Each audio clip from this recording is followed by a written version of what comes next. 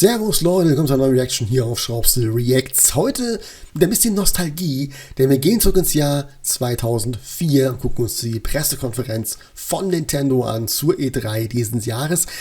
Denn mittlerweile haben wir nur die Directs und keine großen Präsentationen mehr. Und ich habe ab und zu mal Lust, mir einfach eine alte Präsentation anzugucken. Und 2004 war so ein Jahr, da war ein bisschen was dabei, was sehr interessant war. Und da waren Pressekonferenzen auch noch ein bisschen anders, als dann später der Fall war. Und heute gibt es die E3 in der Form ja leider nicht mehr und auch keiner ist mehr da, um irgendwelche Präsentationen zu halten. Nintendo schon mal gleich gar nicht. Wie gesagt, Directs. Und daher ist es immer wieder schön zu sehen, dass es auch noch andere Zeiten gab. In dem Sinne, wenn es euch gefällt, lasst einen Daumen nach oben, ist sehr freuen. Und der Kanal sehr helfen. Und jetzt viel Spaß in dieser kleinen Nostalgierunde. Life's Worth Living. Barton Kaitos. Gibt's ja jetzt das Remaster. World's Worth Exploring. Metroid Prime. Müsste 2 sein, ne? Ja, das Echoes. Wars Worth Waging.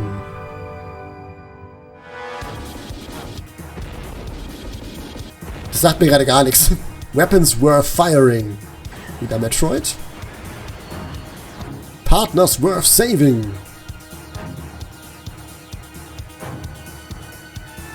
Mir auch nicht gesagt. Corners Worth Turn. Resident Evil 4. Das Original. Guns Worth Loading. Ist das 13? Ja, 13 sein, ne? Engines, oh, F-Zero auf dem Game Boy Advance. Treasures Worth Stealing. Super Paper Mario. Nee, ist doch nur Paper Mario. Warte mal, das hat 2, ne? Ich bin viel zu früh für Super, ich Idiot. Das war ja erst später. Und aber Star Fox Assault. Nintendo.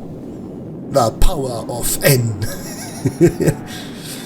War da leider schon nicht mehr der Slogan. War ja nur N64, Super Nintendo, Game Boy Color Zeit. Reggie! My name is Reggie. I'm about kicking ass. I'm about taking names. And we're about making games. Das war, glaube ich, sein erster Auftritt. Into Light and Darkness. Metroid Prime 2 Echoes. Optisch leider kein hübsches Spiel. Weil alles so grau, braun, matschig ist. Alles so gleich aussieht. Und der dunkle Äther war auch... muss man nicht haben. Dunkle Äther ist ein bisschen... Bei einem Remaster würde ich mir wünschen, dass der dunkle Äther extrem entschärft wird und nicht mehr so nervtötend ist. Und dass die Wegfindung vielleicht besser ist. Weil das Backtracking in dem Game ist halt... Da alles so gleich aussieht. Wenn du dich nicht auskennst... echt nochmal eine Spur nervtötender als in Prime 1, finde ich zumindest. Aber natürlich ist es ein geiles Game. Trotz allem. Und es ist ein sauschweres im Vergleich zum ersten, zum dritten. Der erste Auftritt von Dark Samus.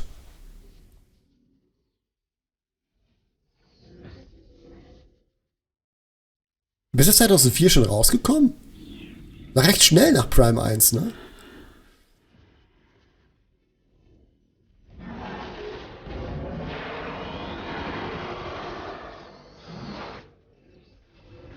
Jäger oder Gejagter.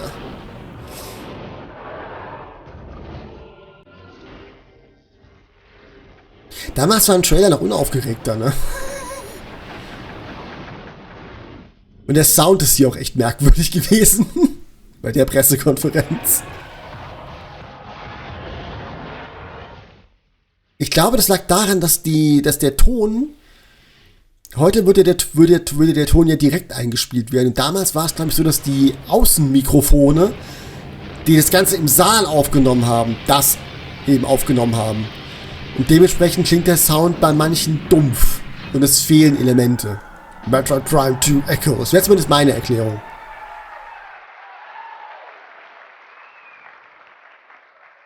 We like games with big stars and big explosions. A Planet of Peace. Star Fox Assault. Ist ein Nicht unbedingt verschriebenes Game, aber eins, das nicht ganz so beliebt ist, wegen der Bodenmission. Ich feiere es bis heute, weil es ein wirklich würdiger Nachfolger zu Line Wars ist. Etwas, das man danach nie mehr probiert hat und auch nie geschafft hat. Und es ist das Sequel zu Star Fox Adventures, was viele auch nicht wahrhaben wollen.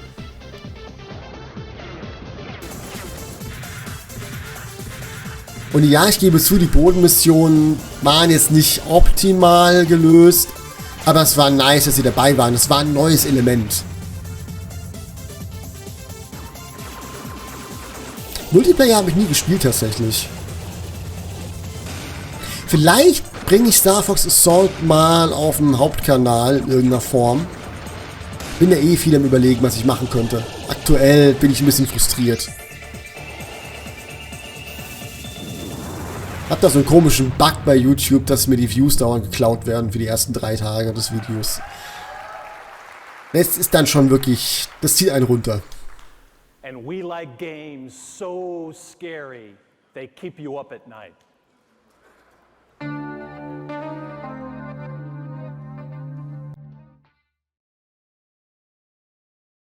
Ja, der Trailer funktioniert. Erst wurde. In an isolated village, fear awaits.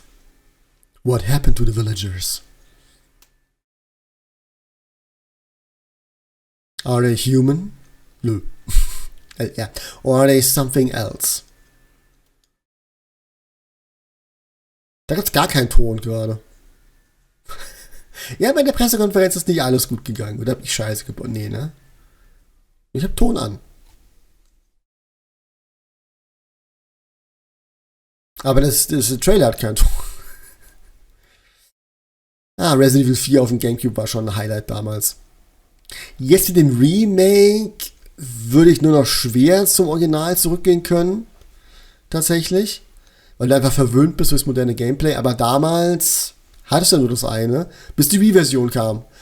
Und wenn du einmal die Wii-Version gespielt hast, die mit Abstand beste Version ist, die du haben kannst, von Resident Evil 4 Original, willst du auch nie was anderes spielen.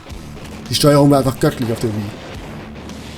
Ja, das hat es leichter gemacht, keine Frage. Aber sieht ja in der Natur der Dinge. Wenn du besser zielen kannst, ist es nun mal leichter. Kann das Spiel nichts für. Ein Meisterwerk. Ein Meilenstein der Videospielgeschichte. Und ich finde auch das definierende Game für modernes Resident Evil. It is game time. It's a new day. A new day for me and a new day for Nintendo.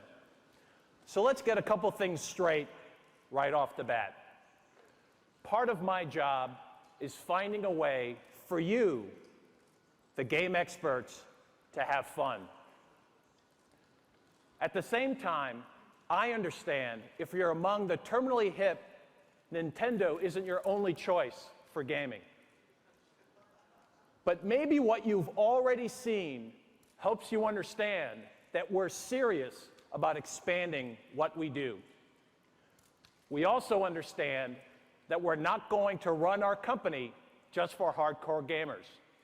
There are gamers out there who aren't as knowledgeable as you, gamers who aren't your age, gamers who don't have your tastes, gamers who live for Mario and Yoshi and Pokemon.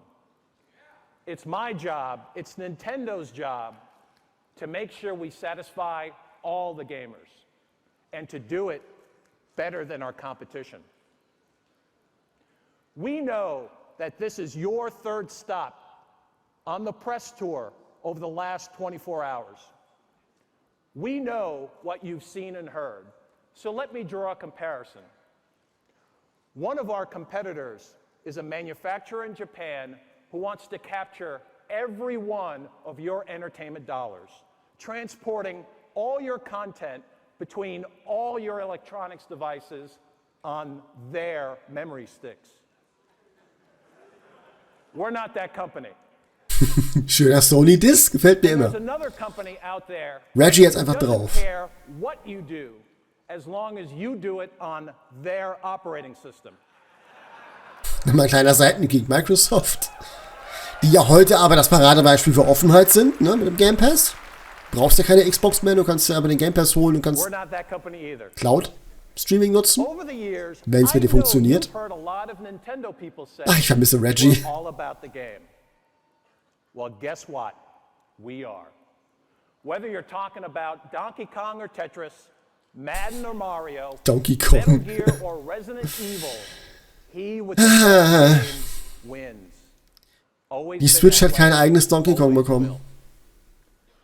Schade As this eigentlich. company moves Oh nein, forward, Tropical Freeze you're zählt going nicht, to das ist ein see Port. more Nintendo games and different Nintendo games, and most importantly, new ways for you to relate to your games.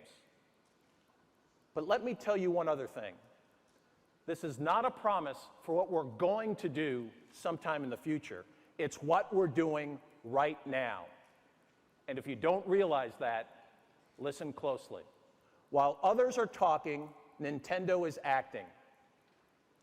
Let me ask you a question. What company right now is driving category sales? If you said someone other than Nintendo, you're wrong. We have momentum, have had it since late last year. And if you don't feel it yet, you will. I'll promise you that. Now, I'd like you to welcome a guy who's been essential in building that momentum, George Harrison.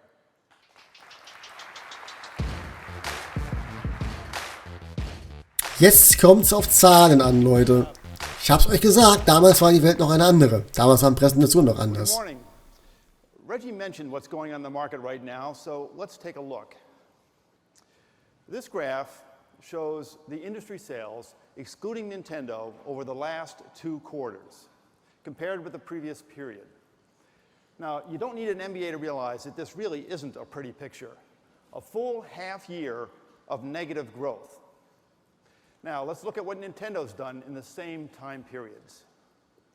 In the last 3 months of last year, up a whopping 21%.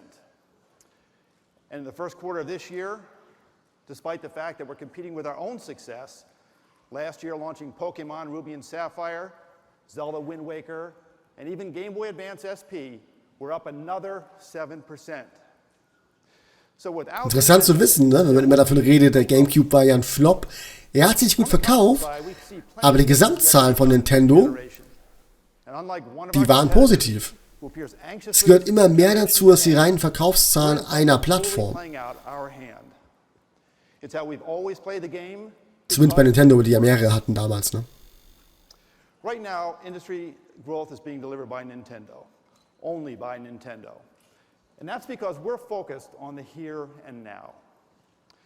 Here's the up-to-date scorecard on the console business. Over the last year, Sony has sold through about 6 million machines. That's a decline of about 28% from the year before. Microsoft moved about 3.2 million machines, essentially flat with the previous year. During that same period, Nintendo sold through over 3.3 million units of GameCube, a jump of 41%. And yes, that is good for second place. So when you run the software equation, you get a very similar answer. Nintendo GameCube is more than holding its own. So far in 2004, we've sold more games per system than Microsoft. Und bei der PS2 muss man übrigens dazu sagen, der riesige Erfolg rührt nicht von ihrer Existenz als Spielekonsole her, sondern weil sie der günstigste DVD-Player war. Eine ganze Weile lang.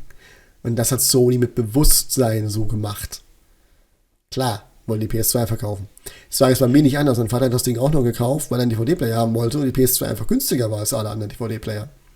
Und es war eben auch noch eine Spielekonsole, also konnte man den Junior auch noch glücklich mitmachen. Das ist das ganze Geheimnis bei der PS2. Wegen was anderem war die nicht so erfolgreich. Die Spiele selbst hätten es nicht so rausgerissen für Sony. Ist eine Wahrheit, die viele Sony-Jünger nicht akzeptieren können, die aber nun mal eine Tatsache ist, die auch belegbar ist. Und diese Zahlen hier sprechen ja auch eine deutliche Sprache. Sonys Verkaufszahlen sind eingebrochen. Klar, die PS2 war schon ein paar Jahre auf dem Markt, aber das war nicht der erste Einbruch, sondern nur einer von vielen. Und Software, man sieht, Sony hat da mehr verkauft, die Install-Base war auch größer, da setzt du mehr Software ab. Es ist auch kein Hexenwerk, dass dann die Zahlen höher sind. Aber der GameCube hat für das, was er erreicht hat, einen sehr stabilen und sehr gesunden Markt gehabt. Das ist es, was hier einem gesagt wird. Natürlich war er im Endeffekt nicht so erfolgreich, wie er hätte sein müssen, dafür, dass er die zweitstärkste Plattform war neben der Xbox. Aber das ist ja ein Trend, der da schon festgesetzt war. Die PS1 war auch die schwächste Konsole, war die erfolgreichste. Dann war die PS2 die schwächste, war die erfolgreichste, dann die Wii. Es ist ein Trend, der sich fortgesetzt hat. Erst mit der PS4 war es wieder so, dass die stärkste Konsole auch die erfolgreichste war. Jetzt mit der Switch ist es aber schon wieder anders. Also es war eine kurzfristige Trendwende. Power doesn't sell. Meistens jedenfalls. And we believe that the potential for this generation is more than 55 million units. That means there are almost 20 million units still to be sold. Also, ja, die PS2 hat deutlich mehr erreicht, auf Gründen, die ich schon genannt habe. Well, this is the fourth system that Nintendo has introduced and managed to the back half of a console cycle.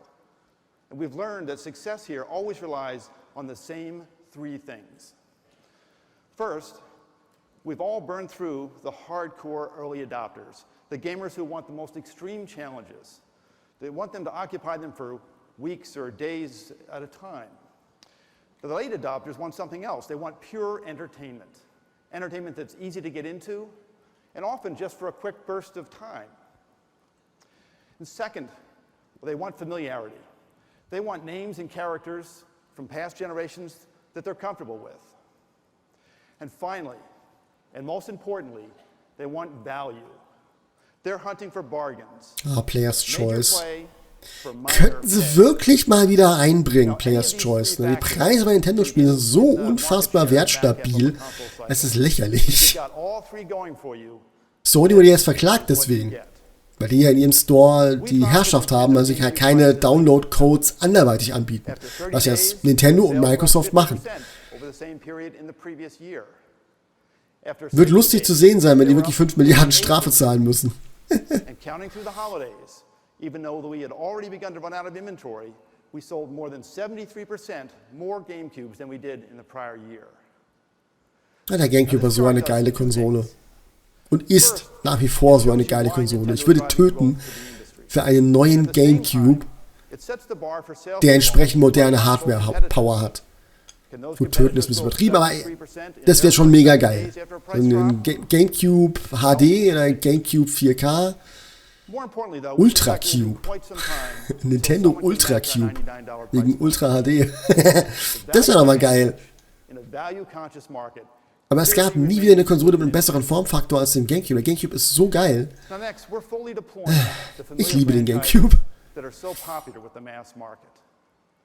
the top of our briefing, we showed you 3 games designed to move the souls of even the most veteran gamer. Oh, Star Fox Assault hieß damals nur Star Fox. Interessant. We're not going to do it by ignoring the casual players who are just in it for a little bit of fun. On the show floor tomorrow, you'll see our market movers in action. A new Donkey Kong adventure. Donkey Kong Jungle Beat. Pikmin 2. Wars, the GameCube. And Mario making 2 appearances. In Mario Party 6. Ist das jemals erschienen, Advance Wars Under Fire? Paper Mario 2. Yay. Nintendo's GameCube library will grow to more than 400 games this year. And the common factor among all of them is fun. Auch witzig, dass Paper Mario 2 damals noch einfach nur Paper Mario 2 hieß. Noch kein eigenes Logo hatte und gar nichts. Pokémon has again taken the market by storm in Japan with the new Fire Red and Leaf Green editions. Ich hätte Blattgrün. Sold through nearly 2.5 million copies in less than 15 weeks. But there's a brand new kind of appeal here too. 2,5 Millionen in weniger als 15 Wochen. Darüber kann die Pokémon Company und Game Freak heute nur lachen. Das verkaufen die mit den neuen Spielen, die sie raushauen, am ersten Tag. Das ist nicht mal ein Witz. 15 Wochen, das ist echt süß. Ja, die Welt war damals noch eine andere. Da war Gaming viel, viel kleiner, als es heute ist. Und damals war Pokémon auch noch, ja, technisch kein Vorzeigeding, aber gut. Und heute Ja, müssen wir nicht drüber reden, oder? Müssen wir nicht drüber reden. Das hat seine Verkaufszahlen verdient. Karmesin und Purpur? Schwierig. The ability to trade your Pokémon with your friends using the Game Boy Advance wireless adapter.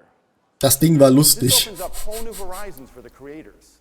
Besser als das Link-Kabel, ja, And playing wirelessly with more than a dozen aber oft benutzt haben wir es damals nicht. and innovation like this that have pushed every competitor out of the console out of the portable game space.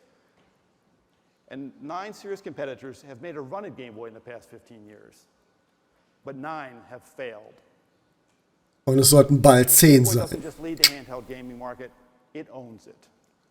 The Game Boy franchise this year is also making a significant revolution because of this feature, Game Boy Advance Video. No new hardware. Das hat sich nicht durchgesetzt. Und es ist keine Überraschung, wenn man die Auflösung des Game Boy Advance bedenkt. Wer möchte da Filme gucken oder Serien? Nein, es ist schon auf der PSP dumm, Filme zu gucken. Das habe ich auch gemacht. Ich habe da 28 Days Later geguckt, weil der war dabei. An meiner PSP damals, die ich gebraucht gekauft habe. Das war furchtbar. Aber wenn du dann hinterher nämlich mal die DVD-Version angeguckt hast, ist dir aufgefallen, Moment, auf der PSP fehlt dir ja was vom Bild. Da fehlt legit was vom Bild. Und generell war auch die Auflösung auf der PSP jetzt nicht ganz so toll, wie man sich das gewünscht hätte. Und jetzt überlegt euch auf den Game Boy Advance. Ja. Es gab ja später auf dem DS, glaube ich, so einen Channel, wo man Pokémon gucken konnte, ne? So ein Pokémon-Dings-Channel. Fand ich auch immer witzig. Habe ich ein paar Mal genutzt tatsächlich, war aber auch nicht die ideale Erfahrung. Aber besser als auf dem Game Boy Advance. Also nette Idee, aber The first titles will include multiple episodes of Pokemon and others on one pack. Well, will it sell? Initial orders are already over 2 million units. ja, da hatten alle noch Hoffnung. Da fanden das alle noch cool. Dann hat sie es gesehen. Dann fanden sie es nicht mehr cool. Video playback. Well, wireless connection and video playback really widen Game Boy's appeal. But in an important sense, that appeal is already expanding. It may surprise you to learn. Ihr müsst überlegen, das ist 2004. 2005 kam der DS raus, der schon Online-Connectivity hatte dann. Also warum hat man den Game Boy Advance SP nicht schon das gegeben? Oh, die NES-Linie, die war cool. Aus der Reihe habe ich Legend of Zelda. Das allererste. Now let me take a moment to talk about the newest competitor in the handheld game. There is no doubt in our minds that the PSP will have some initial appeal for exactly the demographic in this audience today. But in this election year, let me put it this way. By the time the PSP gets on the ballot next spring, more than 25 million Americans will have already voted for Game Boy Advance. Now, if you're asking whether PSP can catch Game Boy Advance, maybe we should first ask, can the PS2 catch Game Boy Advance? Since its launch in June of 2001, Game Boy Advance has sold more units than PlayStation 2 in America. Ja, aber im Long Run war die PS2 dann erfolgreicher. Und dann kam der DS. Und dann brauchte Sony auf einmal irgendwoher eine verkaufte PS2s, um wieder auf Nummer 1 zu stehen. Das war damals, ging das durch die Presse durch, weil Sony die Zahlen geschönt hat. Das ist bekannt. Diese Verkaufszahlen, die wir von der PS2 heute haben, die sind nicht real. Vielleicht durch die brasilianischen Verkäufe, da ist es ja später gelauncht erst, kommt das irgendwo ran. Aber die Zahlen wurden damals geschönt, um vor dem DS zu liegen. Das ist kein Witz. Könnt ihr recherchieren. Das war tatsächlich so.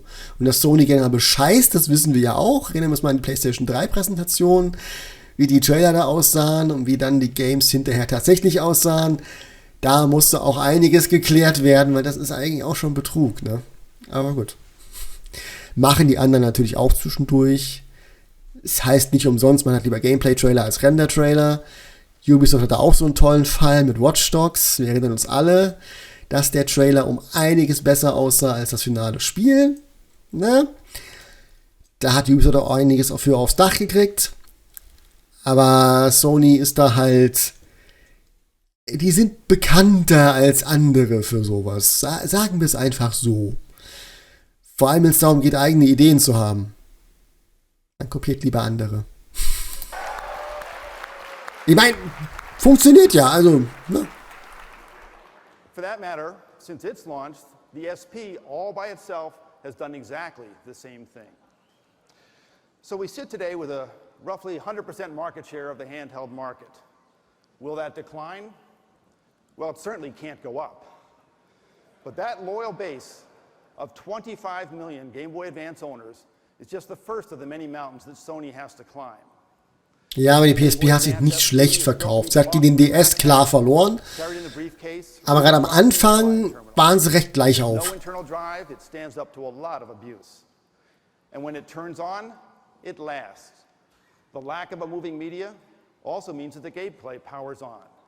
We expect our battery life to significantly outpace Sony's. Ja, easy. Die PSP hat keine Akkulaufzeit.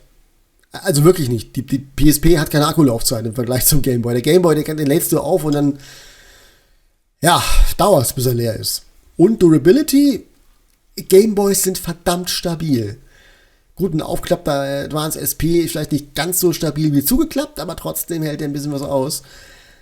Und da kann die PSP auch nicht mithalten, aufgrund des Laufwerks hinten. Das Laufwerk ist halt eine riesen Schwachstelle an der PSP.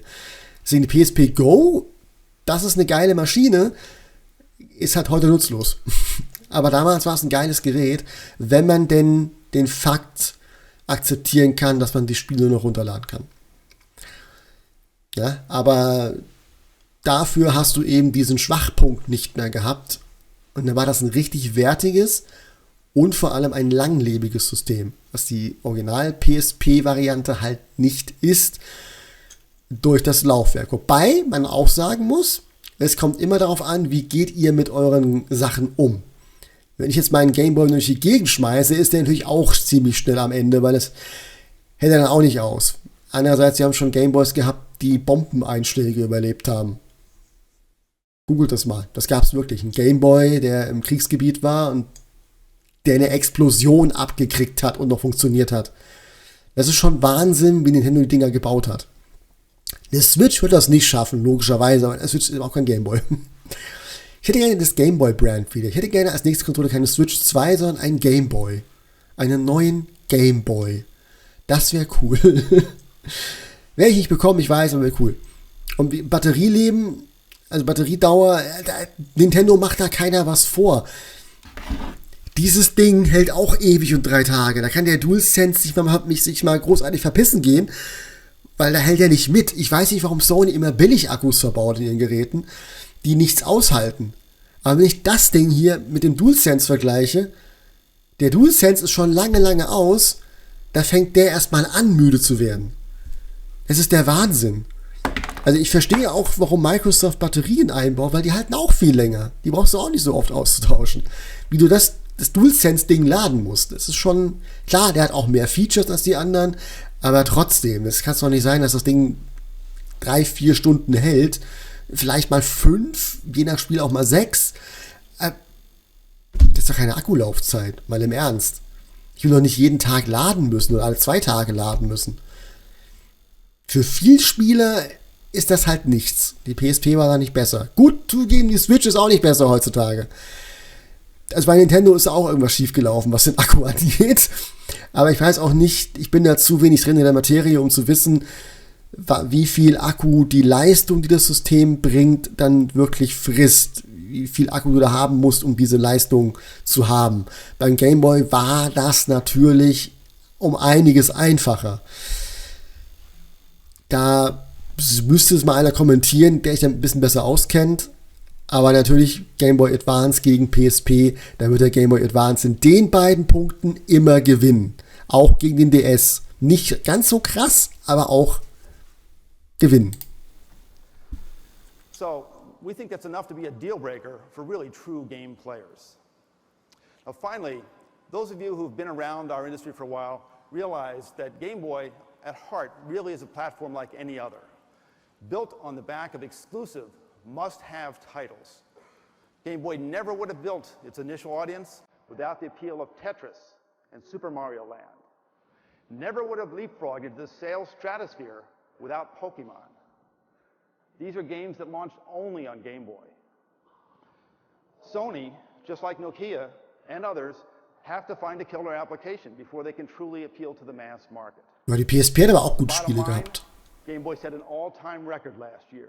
We sold through more systems than any other year in our history. Also ich habe sehr viel Spaß mit meiner PSP gehabt, muss ich zugeben. Video playback, suddenly that appeal is that much greater. In the end, though, it's still about. Vor allem, wenn du bedenkst, das war halt 2004 und 2005 kam der DS raus. Das ist halt auch geil. Minish Cap. Mario Advance, Mario Party. Mario Golf Advance 2 habe ich gehabt, war ein geiles Spiel. Mario Party Advance war Schrott. Together, there's a heavenly array of hits for both Game Boy Advance and Nintendo GameCube. The stars truly are coming out. Paper Mario 2 kriegen wir das Remake für die Nintendo Switch. Warum hört die Trailermusik immer auf? Pikmin 2. War auch ein schönes Spiel. Four Swords Adventure. Ich hab's gehabt, aber ich hab's immer nur alleine gespielt, weil ich keine Freunde hatte, die das auch spielen wollten. Ich hatte Freunde, aber keine, die das spielen wollten. Donkey Kong Jungle Beat habe ich nie besessen. Dafür war Donkey Konga. Das war geil. Ich liebe die Bongos. Ich will die Bongos wieder haben. Gib mir die Bongos für die Switch. Kam das wirklich raus? Ich kann mich an Battalion Wars erinnern, aber kam wirklich ein Advance Wars für die Switch, für den Gamecube? Oh, Donkey Konga, so ein geiles Spiel. Meine Eltern hat so genervt, aber es war mir so scheißegal. Geist, kam das raus? Ja, ne, das kam raus. Das andere, was StarCraft, Ghost kam nicht raus. Donkey Kong Country 2 für den Game Boy Advance. Oh, so, ich hab mein Game Boy Advance SP hat so geglüht mit DKC 2. So eine geile Version von dem Spiel. Mario Pinball. Habe ich die Hülle immer noch da hinten in der Galerie stehen. Das Spiel selber ist mir abhanden gekommen, wurde mir geklaut im ICE. Der Game Boy nicht, aber das Spiel. Oh, Mario Golf Advance Tour, auch geil. Das ist Schrott. Sorry, das ist Schrott. Mario vs. Donkey Kong kriegen wir auch ein Remake. Für die Switch. The Legend of Zelda The Minish Cap. Auch ein sehr, sehr schönes Spiel. Habe ich auf dem 3DS. Als Ambassador. Das auch. Kirby in the Amazing Mirror. Bin ich aber so blöd zu, das Spiel zu spielen. Ich habe es nicht verstanden. Das war auch sehr schöne Spiele. Wobei ich Let's Go Pikachu und Evoli vorziehen würde jederzeit. Rainbow Six 3. Ich hätte gern wieder ein klassisches Rainbow Six. Vegas 2 war so ein gutes Spiel. Tales of Symphonia. Ja, das Remaster haben sie ja verbockt. Das zweite Remaster schon übrigens. Gab ja schon ein PS3 Remaster. Killer 7. Ach, Killer 7 war das, nicht 13. Okay. Ah, das war auch Bart Kaitos. Ja, ich hatte das Spiel nur einmal durchgespielt, okay? Ich kann mich nicht an alles erinnern. WWE Day of Reckoning. Damals waren Wrestling-Spiele noch gut. Terminator 3 Redemption. Ich glaube nicht, dass das Spiel gut war. Harry Potter and the Prisoner of Azkaban. Wenn es euch interessiert, guckt euch die PC-Version meiner guten Sina von Story Games mit Data an. Kann ich nur empfehlen. EA Sports NASCAR 2005. Spielereihe, die es heute nicht mehr gibt. NCAA Football. Das kann auch nicht mehr, ne? Das ist nur noch Madden heute.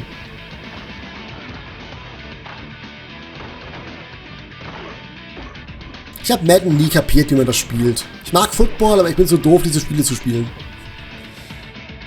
Tiger Woods, da war er noch bekannt. Für Golf, nicht für andere Dinge. Aber, wow. Ganz schön lang die Präsentation. What we've talked about today are can't-miss products for Nintendo GameCube and Game Boy Advance. Games you'll be playing very soon. But there's something else. Oh, haben sie in dem Jahr schon die Revolution enthüllt? I know that a lot of the portable gamers that we have And there's millions of them. I think the dual screen is going to be amazing. It's about Nein, der DS! Ah, der DS. The dual screen is the next leap forward. It looks like it could be a really neat concept. It's two screen systems, never been done before. Well, I think everybody else is going to have to catch up. All my friends are talking about the dual screen coming out, and I can't wait for it to come out. I can't wait to see it. Der Nintendo DS. Ich mag übrigens den allerersten DS, die allererste Form, die er hatte, am liebsten. Muss ich ja gestehen, ich mag die Form, die er damals hatte. Well, the wait is over. This is Nintendo DS.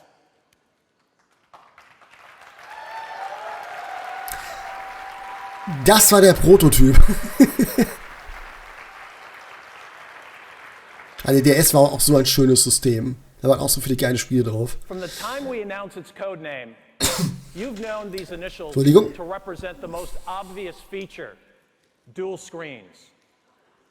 Ich frage mich übrigens bis heute, warum es kein Remake zu Mario und Luigi Partners in Time gab, sondern man direkt zu Bowser's Inside Story gegangen ist. Das war so dämlich. In creating DS, we've given the world's most talented game makers new tools to work with, new ways to express their imagination. Ich habe heute noch die Demos zu Metroid Prime Hunters und WarioWare Inc. In die WarioWare Touch hieß das. Hier liegen. Die waren damals dabei, wenn man damals als Nintendo VIP 24/7. Ich traue immer noch hinter. Ich hatte so viele Orden. Ich war so gut. Mann. Und auch noch damals den DS darüber früher bekommen, als er hier im Laden wäre. Das war damals die US-Version vom DS dann, mit Mario 64 DS dabei, einer richtig coolen Verpackung und eben den beiden Demos. Das war so geil.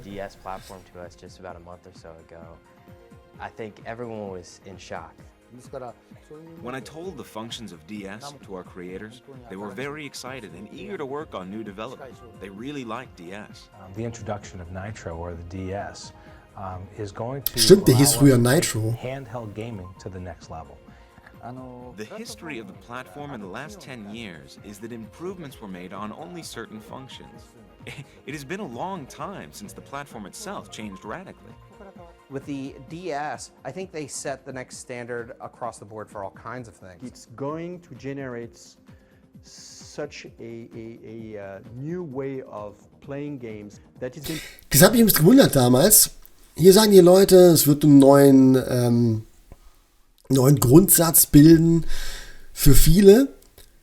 Der Nintendo DS hat die PSP im wahrsten Sinne des Wortes überrollt im Verlauf der Lebenszeit und weit, weit, weit hinter sich gelassen. Aber statt dann in eine ähnliche Richtung zu gehen, hat Sony quasi einfach nur eine stärkere PSP mit einem Touchpad an der Rückseite, das du also nicht siehst, wenn du spielst, gebastelt. Da habe ich mich immer gefragt, warum? Warum ist man nicht den Dual-Screen-Weg gegangen? Und hat wirklich versucht, dem Erfolg von Nintendo nachzueifern. Sprich, denselben Markt anzugreifen. Wir wissen alle, die PS Vita war kein wirklicher Erfolg. Die wurde sehr schnell fallen gelassen, wurde dann nur noch von japanischen Entwicklern so ein bisschen unterstützt, aber die war kein Erfolg. Die war ein Flop. Punkt. Kann man ja nur sagen. Und es war ja auch das Ende von Sony im Handheld-Bereich. Weil sie den falschen Weg gegangen ist. Oder bei Sony in dem Fall den falschen Weg gegangen ist. Sie hätten einfach sagen müssen, okay, der DS ist super erfolgreich mit Dual Screen, der 3DS ist nach seinem Fehlstart auch erfolgreich. Ja. Also das Konzept funktioniert. Wir hätten mit der Vita, oder damals haben die erst schon, wir müssen mit der Vita eigentlich in eine ähnliche Richtung gehen, mit einer eigenen Idee dahinter. Aber das haben sie nicht gemacht. Der Touchscreen auf der Rückseite war die eigene Idee. Und ein beschissenes Menü. Und ein beschissener Speicherkartenzwang. Mit viel zu teuren Speicherkarten. Dass man auf Module umgestiegen ist, war ein Lernprozess aus dem nicht guten UMD-Laufwerk. Ein Laufwerk in so einer Maschine zu haben, ist immer dämlich. Das haben sie auch gemerkt. Also Module. Aber warum dieser Memory-Stick-Zwang mit dem eigenen Format? Das ist so bescheuert gewesen. Also Sony hat sehr, sehr viele fragwürdige und denkbar dumme Entscheidungen getroffen bei der Vita. Und es Nintendo wirklich sehr, sehr leicht gemacht, sie aus dem Handheld-Markt zu kicken. Und seitdem gab es keine Herausforderer mehr. Man könnte jetzt sagen, dass das Steam Deck und das Asus ROG Ally und wie die alle heißen Konkurrenten sind im Handheld-Markt. Aber die können der Switch ja nicht das Wasser reichen. Die Switch bleibt trotzdem das Maß aller Dinge in den Verkaufszahlen, auch wenn das Steam Deck erfolgreich ist, auf seiner eigenen Weise. Es ist einfach, Nintendo beherrscht den mobilen Markt, wie sie es gerade für richtig halten. Das ist einerseits sehr, sehr schön. Andererseits, Konkurrenz belebt das Geschäft, ne? To generate automatically more emotion, more excitement and more fun for the player, which is basically what we are here for. Things will totally change. We will think anew what we want to express and what kind of things we want players to enjoy. Und die Spielebibliothek vom DS ist halt auch extrem geil. Also wer da nichts zum Zocken für sich findet, da ist im falschen Hobby unterwegs. Konami, damals wart ihr noch wer, heute seid ihr eine Lachnummer. Und ob das Silent Hill 2 Remake was wird, warten wir es mal ab. Glaubt man noch nicht dran nach dem letzten Silent Hill Flop. Dieser komischen, beeinflussbaren Show, die Kanon ist. What the fuck? As a whole, the development community already understands what's going on here. I like to think of it like buying a car. Admit it, your left brain looks at a vehicle in terms of the numbers. What's the horsepower, the towing capacity, the 0 to 60? That's our competitor's approach. But your right brain is different. There's only one question out there. Sitting behind the wheel, where will this baby take me? In other words, do you want to go just a little bit faster down the same streets you've always driven, or down a new road to places you've never seen before? That's the difference with Nintendo DS. Let me explain how this new journey is going to happen. Up to now, most of what the world knows about DS are those two screens. Today, it's my privilege to tell you the rest of the story. But let's start with the two screens. Each is programmable in 2D or 3D. The choice is up to the game designer.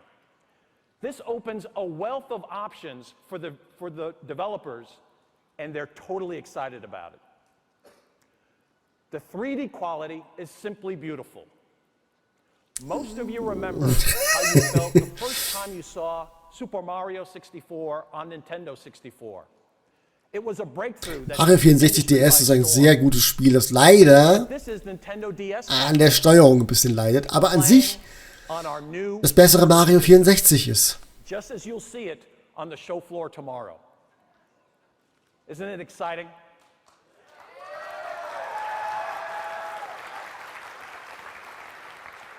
Well, then Mario sees himself in Nintendo DS and he feels like flying. Now, how exactly do these screens get used? Well, again, it's developer's choice. But for starters, one character can stand 2 panels high, or take 2 different perspectives of the same battle, or monitor constantly available maps and menus. Here's a brand new Metroid game playing on Nintendo DS. Metroid Prime Hunters.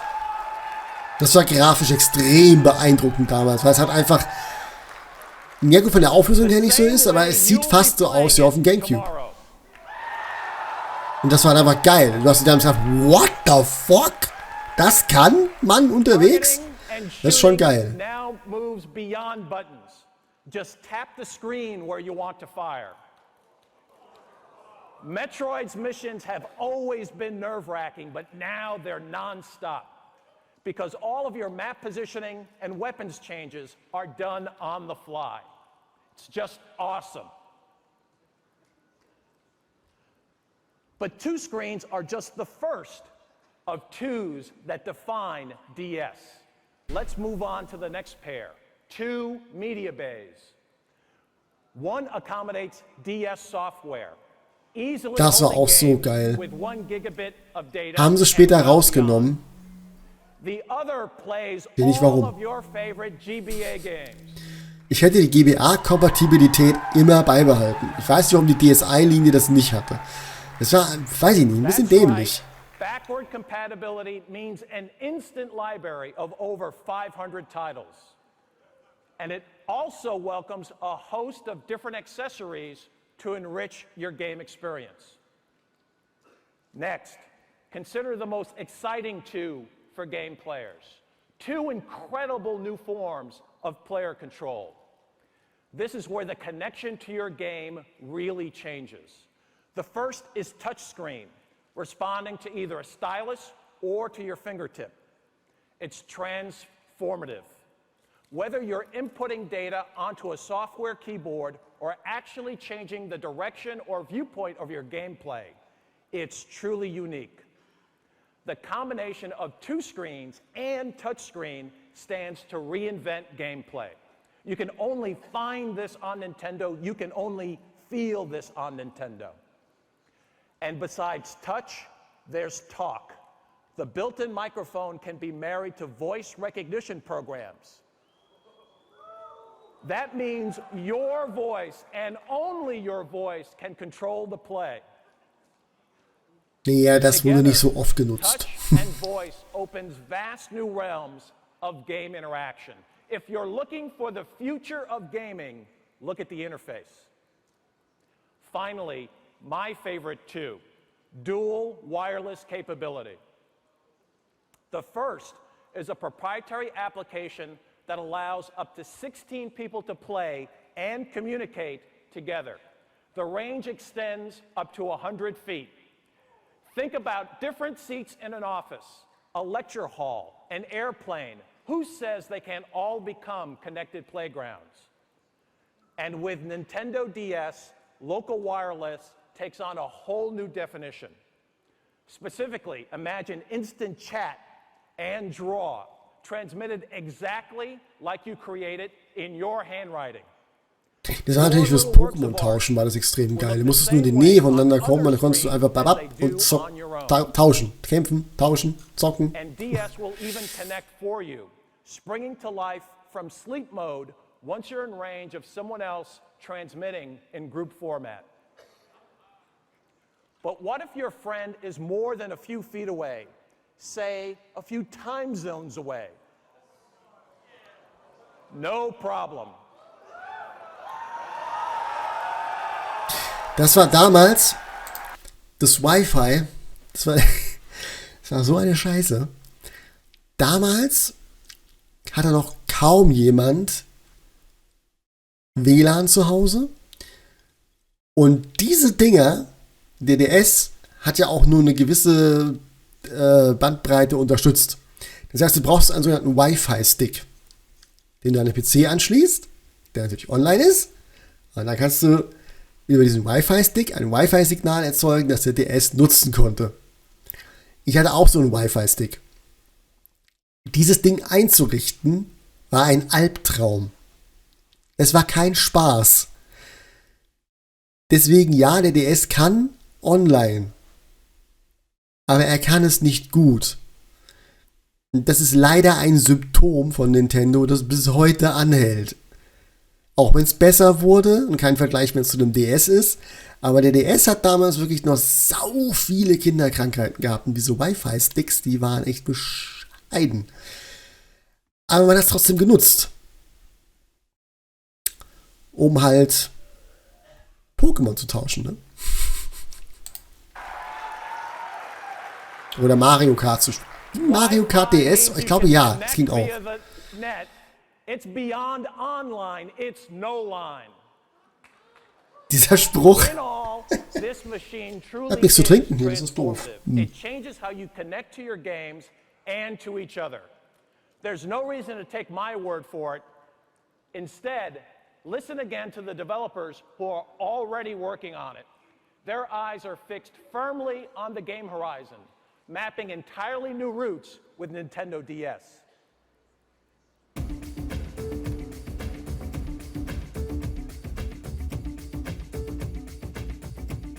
We look at the Nintendo DS as the next generation in portable gaming.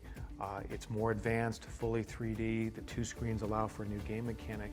I think the brighter display, and I think this new memory format is really going to set the standard for how handheld devices are going to be created in the future.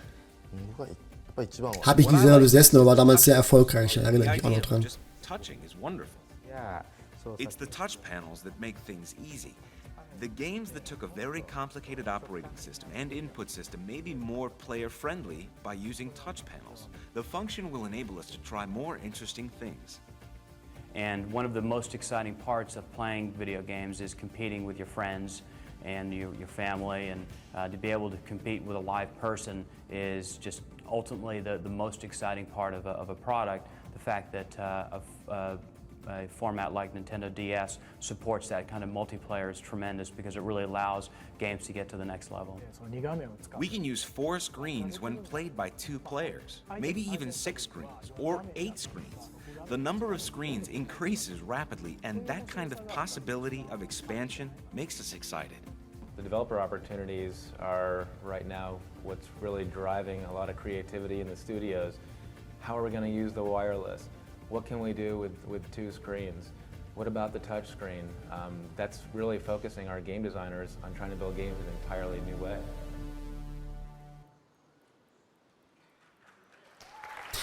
Man muss aber dazu sagen, die Leute, die da jetzt gesprochen haben, werden natürlich nichts Schlechtes über die Hardware sagen. Wäre ja doof. You can't start to appreciate it until you get your hands on one starting tomorrow. And even then, it's just a start. The benefits of DS will be rolling out for months and years following launch. And when will that launch come? We're targeting release of Nintendo DS in both Japan and America this year. Stimmt, der kam bei uns da ein bisschen später raus. And Europe and Australia in the first quarter of next year. It will come to the market. It will come to the market with a new name and at an affordable price. On the show floor tomorrow, you'll see a wide range of demonstrations. Many of them, in fact, will become retail software. The change that DS represents, and indeed all of the new Nintendo, is happening under the leadership of our worldwide president, Mr. Satoru Iwata. Please join me in welcoming him. Ach ja, Satoru Iwata, möge er in Frieden ruhen. Er hatte einige wirklich coole Ideen. Thank you. Nintendo was proud when we introduced the plus key switch with the NES instead of arcade joysticks. Proud of 2-player gaming with the NES and 4-player gaming on Nintendo 64. Proud of that analog joystick and the Rumble Pack and True 3D. We are proud we established portable gaming with Game Boy. All these advances are now industry standards, all make us proud. But I think we are most proud of this.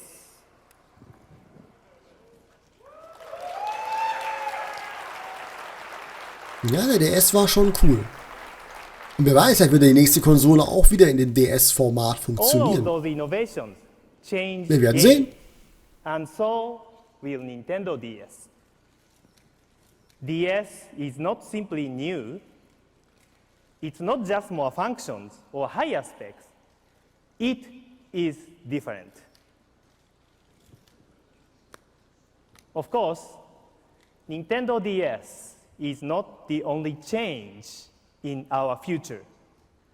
That same word, different, also defines our approach for our next home system. It won't simply be new, it won't simply include new technologies. Better technology is good, but technology is not enough. Today's consoles already offer fairly photorealistic expressions. Simply beefing up those graphics will not let most of us see a difference. So what should a new machine do? For both game creators and game players, new machine needs to do much more. They must offer an unprecedented play experience, something no other machine has delivered before. The definition of a new machine must be different. I want you to know that Nintendo is working on our next system, and that system will create a gaming revolution. Internal game development is underway. When the impact of the new home machine comes, our revolution will be there. I suppose I could give you a list of our technical specs. I believe you'd like that, but I won't for a simple reason. They really don't matter. Geiles Statement. Und die Wii war ja auch ein Riesenerfolg. Ne? The time when horsepower alone made an important difference is over. From this time on, we must create something more unprecedented. Leider hast du dich da geirrt, lieber Iwata. Leider hast du dich da geirrt. Bei Microsoft und Sony ist es immer noch eigentlich simpel mehr Power. Wirklich große Innovationen gibt es da jetzt nicht. Gut, man kann den Xbox Game Pass und die Cloud-Services als Innovation bezeichnen, aber das ist ja Hardware-unabhängig. Bei der Hardware selbst, da hat sich recht wenig getan in puncto Innovation. Ja, der DualSense hat diese adaptiven Trigger-Dinger da. Das ist ganz cool. Wird aber viel zu selten genutzt. Und dann ist es auch nicht intensiv genug. So, bei Astros Playroom war das richtig cool, aber bei den anderen Spielen es ist schön, aber man könnte mehr daraus machen, wenn man wollte.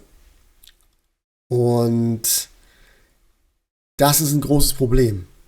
Bei der Switch kann man sagen, die größte Innovation ist, dass man sie halt in den Dock stecken kann oder mitnehmen kann. Ja, das ist jetzt auch nicht so extrem innovativ. Dafür sind die Joy-Con, die quasi eine Weiterentwicklung von der Wiimote sind. Nintendo hat einfach diesen Weg für sich gefunden, immer irgendwie was Neues, Frisches zu machen. Das mögen nicht alle, aber es ist im Grunde genommen genau das, was eine Next Gen wirklich ausmacht. Einfach etwas weiterentwickeln, etwas neu denken. Man kann es auch New Gen nennen. Ja, wenn man es unbedingt trennen möchte. Das hat man damals auch gemacht bei der Wii und der Xbox 360 und der PS3. Da hat man damals gesagt, das sind Next-Gen-Konsolen. Die Wii ist eine New-Gen-Konsole, weil es eben was anderes ist. Ich finde aber, das ist auch ein bisschen dämlich. Ich finde, eine Next-Gen darf sich ruhig rausnehmen, mehr zu sein als der Vorgänger und das in mehr als nur der Stärke. Das ist meine Meinung, mag jeder für sich selbst entscheiden. Experiences the same way we have with Nintendo DS. So let me repeat. Work on revolution is well underway. When you see it, you will be excited because you will experience a gaming revolution. And with Nintendo DS, video games will be changed. This week, I invite you to enjoy the great new experiences we are creating for Nintendo GameCube and Nintendo Game Boy Advance, and of course, the wonderful new Nintendo DS. Thank you very much. Ich vermisse diese alten Pressekonferenzen übrigens, die sind cool. Die haben was. Thank you, Mr. Iwata. I hope you've all enjoyed our program this morning. But before you leave, I'd like you to step inside one more world for Nintendo GameCube. Oh, der allererste Twilight Princess Trailer.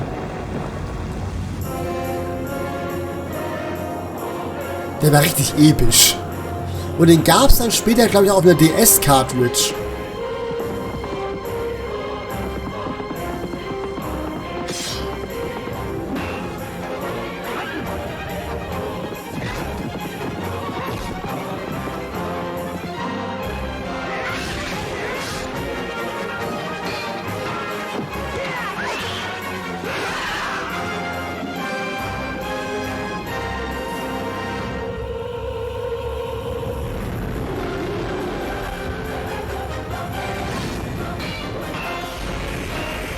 Auch so ein geiles Spiel, Twilight Princess, ne?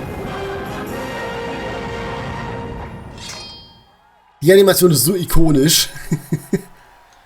Ey! Ladies and gentlemen, Shiggy. please welcome Shigeru Miyamoto. Ich wollte damals so sehr dieses Schwert haben, ne? Das er in der Hand hat.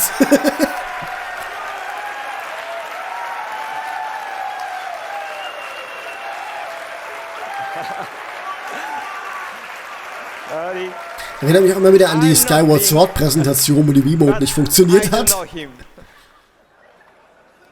Even after 18 years, the legend of Zelda never stops changing. And this game is no different. We are now taking you to a world where Link has grown up. A world where he will act different and look different. In order to grow, Link must not stand still. And neither can I. So, thank you. And goodbye.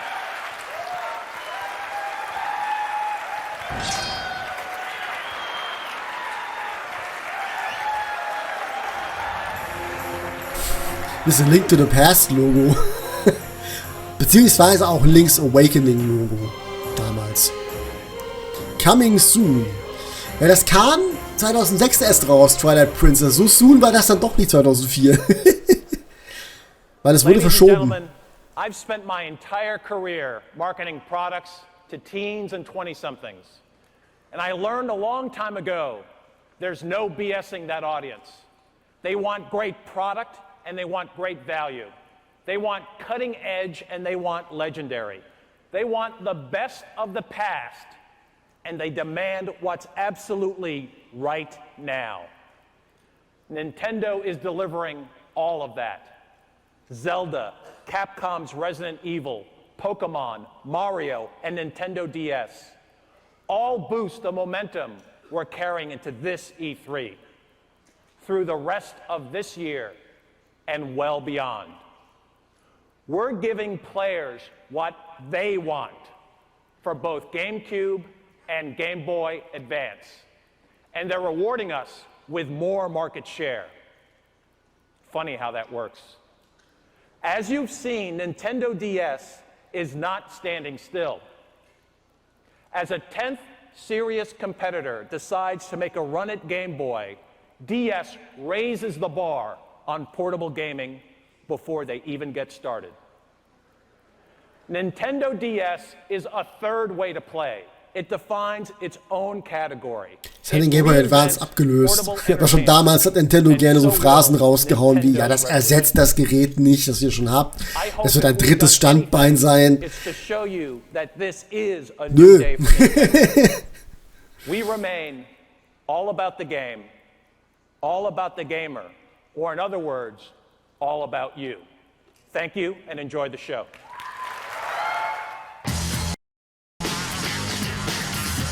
Das Reel lasse ich noch mitlaufen. Aber das ist eine geile Präsentation gewesen damals. Ja, mit Soundfehlern. Gut, aber insgesamt doch eine sehr, sehr schöne Präsentation. Für die damalige Zeit auf jeden Fall schon sehr viel durchdachter und geradliniger, als an manch anderem der Fall war. Es geht nämlich noch schlimmer, mit viel, viel mehr Zahlen, bla bla, wo du eine halbe Stunde nur Zahlen hast und dann immer denkst, komm mal Spiele oder soll ich wieder ins Bett gehen? Game to win, Nintendo. Ja, ich fand es sehr schön, schöner Nostalgie-Trip, hoffe ihr fandet es auch interessant. Und schreibt doch mal in die Kommentare, ob ihr solche Präsentationen gerne wieder hättet oder ob ihr euch sagt, nee, die Direct reicht eigentlich schon. Würde mich interessieren. Vielen Dank fürs dabei sein. Macht's nicht gut, macht's besser. Ich muss was trinken, sonst trockne ich komplett aus. Und wir sehen uns beim nächsten Video wieder. Euer Schraubsel. Ciao.